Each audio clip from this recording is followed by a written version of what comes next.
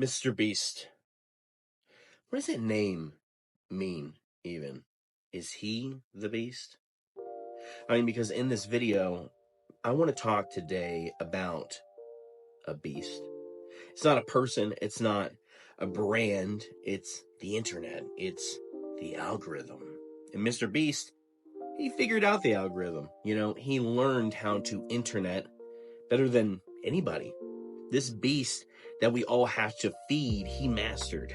He mastered that system and built a digital empire by knowing exactly how to feed that beast. And now we're all trying to do the same thing, especially in music. But here's the problem. In trying to tame that beast, we're letting that beast change us. We're not making music anymore for people. We're making it for that beast. And that is why I think MrBeast is ruining music.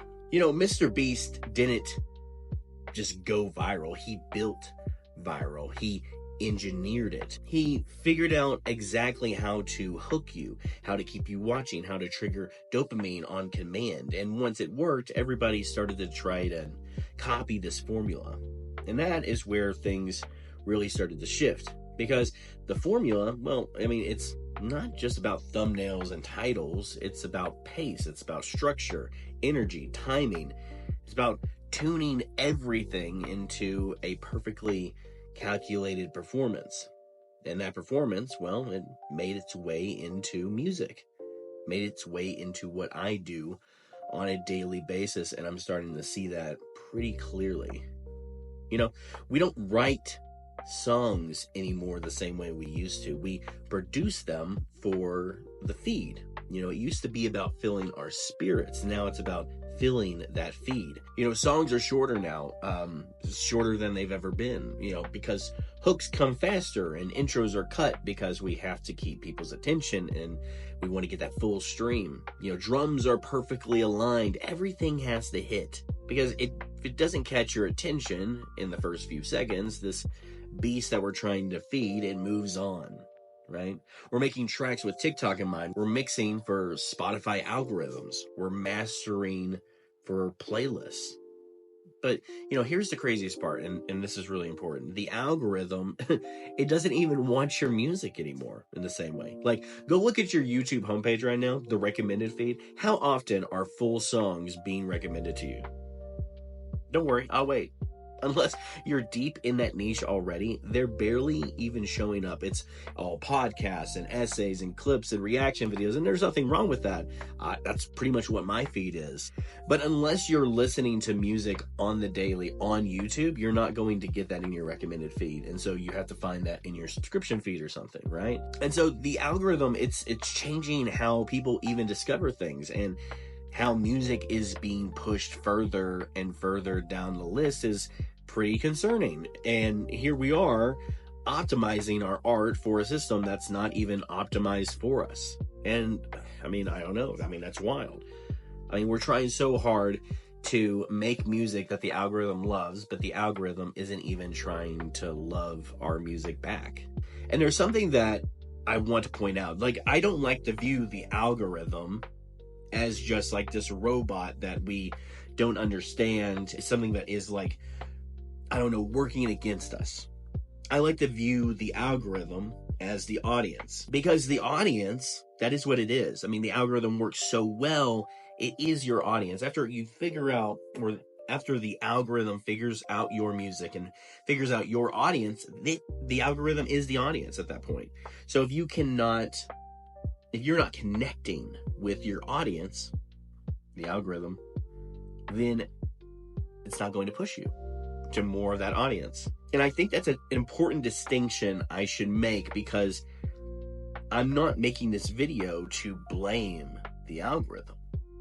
I'm making this video to understand what the algorithm is more, and how, even if we look at it as the audience, I think by the end of this video, you'll find that the real point I'm trying to make is the only thing that keeps the audience coming back and grows your audience is when we stop caring about what other people think about us. like what I'm doing right now. Hey, from the editing booth. How's it going? And that is why I think people are starting to crave the opposite. You know, I've been playing this new game. It's called Arcade Paradise. It's a game where you literally just fold laundry.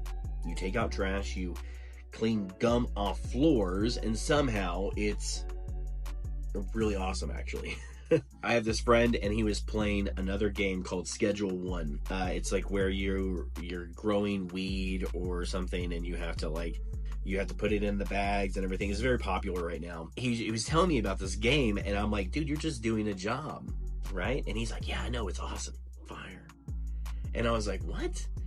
Like, why don't you just go get a job, right? But once I started playing this game, I started to really feel the same way. I was like, there's something about this that's addicting. I don't know what it is. You're building something. Like, apparently the whole game is supposed to be building towards you creating your own arcade out of what is basically a laundromat.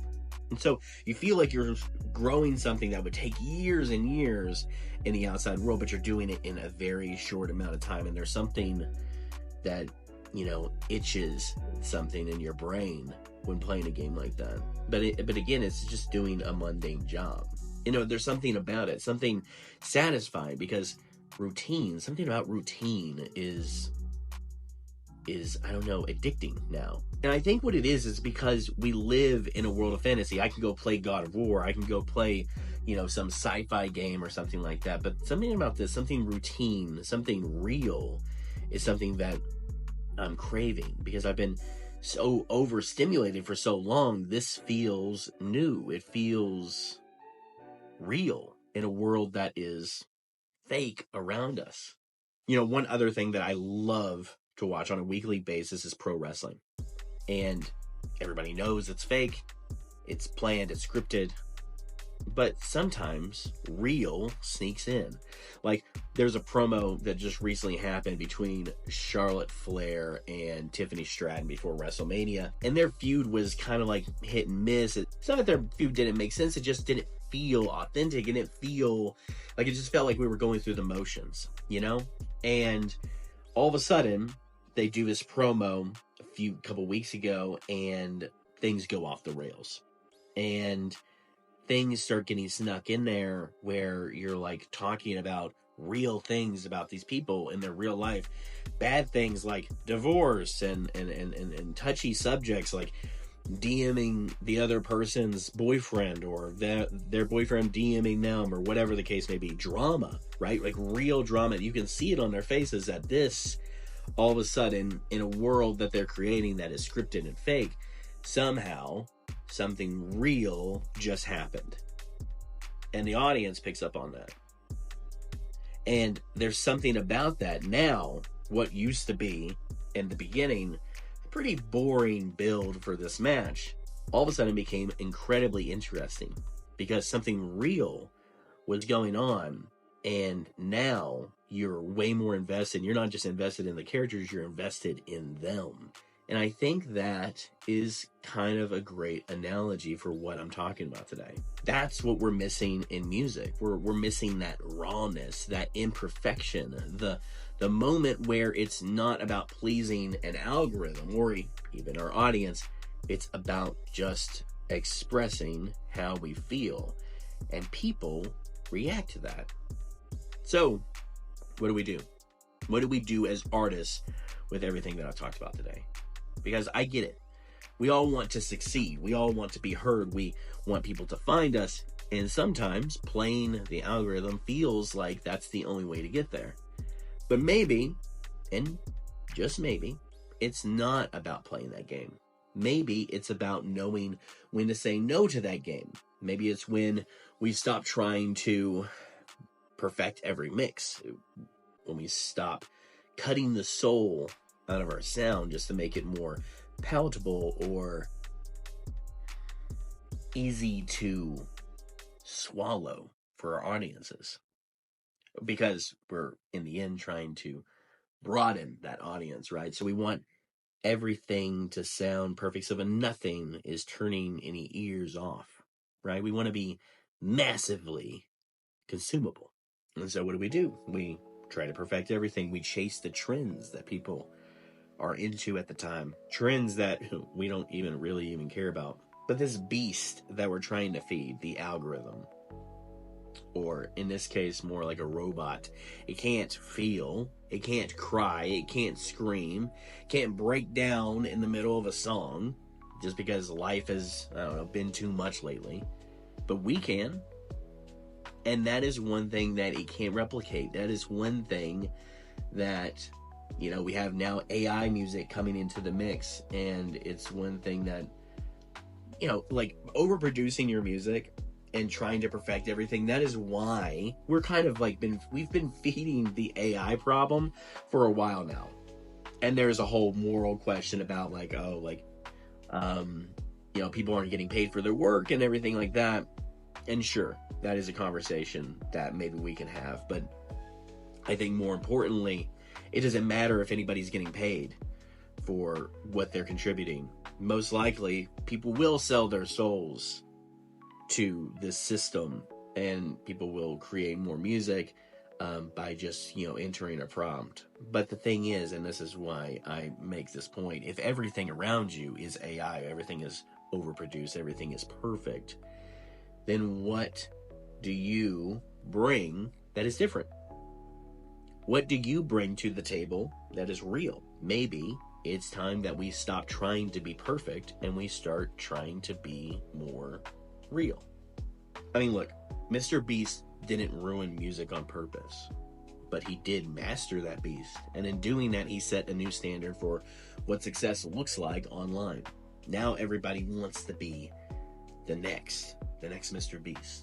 We're all studying the graphs, we're tweaking our output, we're feeding the beast just because we're hoping it notices us. But in that process, we're becoming more of an algorithm, more of what we are trying to feed than us.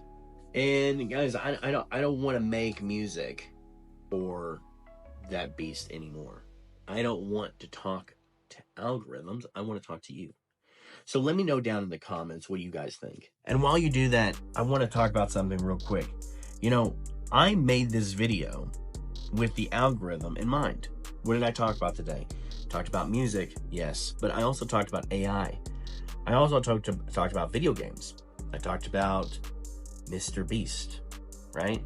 I'm giving the algorithm something that is interesting for my audience, something that somebody will click on, right? But this is the part that changes everything, okay? You can make the best song that you can make. You can write the best lyrics that you can make, and then there's nothing wrong with effort. But what the difference is that even though I did all these things that maybe clickbaited you into clicking on this video and hopefully watching to this point, the thing that changes that, the thing that makes everything work, the thing that makes this video authentic is that I took all those things and I related it back to me and back to you guys.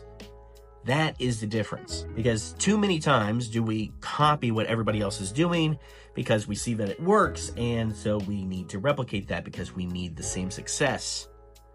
We need to be accepted. That's what we, at the end of the day, want. And I think that we will sometimes sacrifice a lot of ourselves to be accepted. The same way that we do with a lot of different things.